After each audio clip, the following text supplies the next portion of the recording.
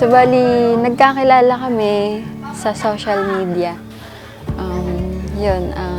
Chinat niya ako hanggang sa, tinanong niya kung taga-saan ako. Yun, hinanap niya ako. Hinad ko siya sa Facebook hanggang sa tuloy-tuloy na nagchat-chat kami. Dinalaw ko siya sa tindahan. Tinanong ko kung anong paborito niyang pagkain, ulam. Dinalaw ko siya ng paborito niyang sisig. Hanggang sa yun, dire-diretso na kami nag-chat, tawag, video call, punta sa tindahan, bisita ko.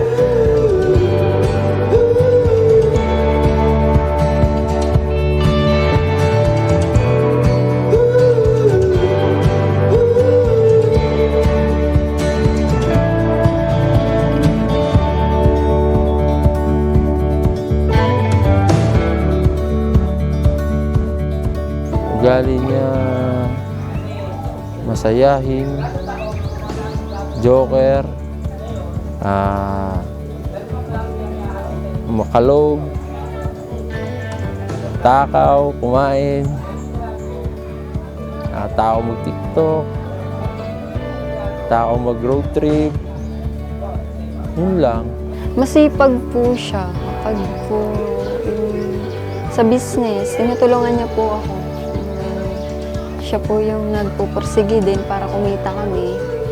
And medyo mainitin din yung ulo kasi parehas kaming bunso. Ayun, yun. Parang may similarity.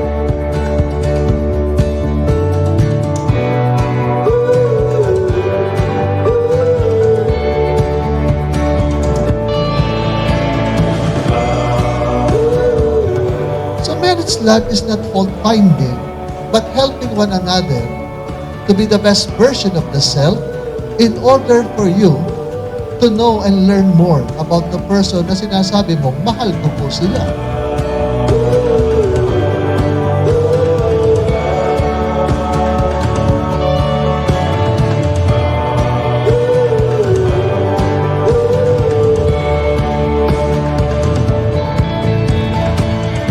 Matagal na ako nagpipray kay Lord na makahanap nga ako ng tamang tao, tamang babae na papakilala ko sa magulang ko, sa lola ko, sa side ko. Noon talaga po ay sinasabi ko po sa nanay ko na ayoko po mag-asawa. Yun po talaga. Kasi nga po ay yun po, nakakatakot din. Nakakatakot. Pero yun nga po, tinulungan niya din po ako, kumbaga pinakilala niya talaga yung sarili niya sa akin na hindi siya ganong klase ng tao.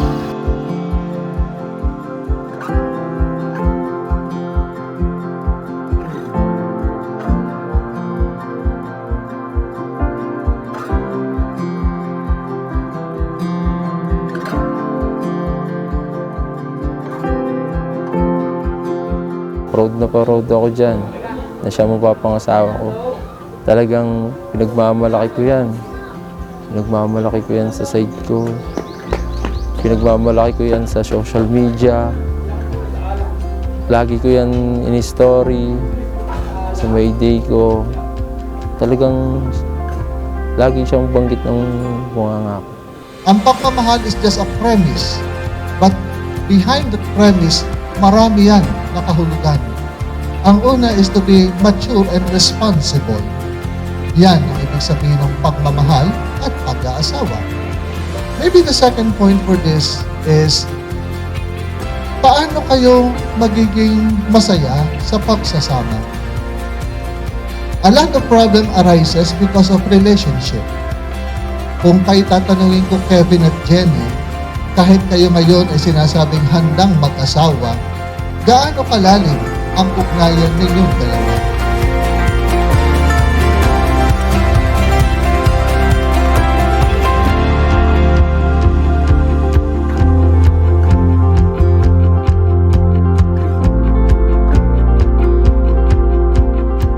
Sa asawa ko, thank you sa pagtsatsaga kasi umabot tayo sa ganito, yung pagmamahala natin.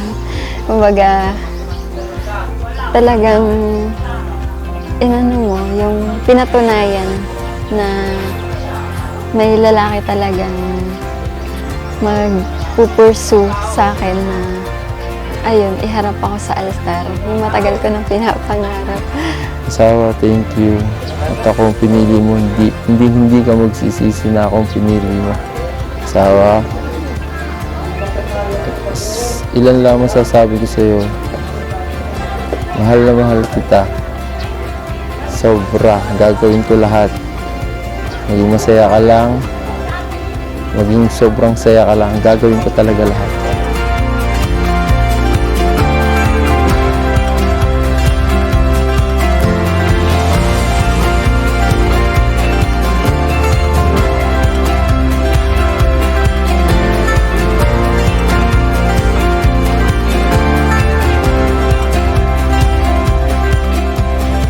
Kailangan nakatanim o ang pundasyon ninyo ay si Kristo at ang sinasabi ninyo ay tungkol sa buhay may asawa.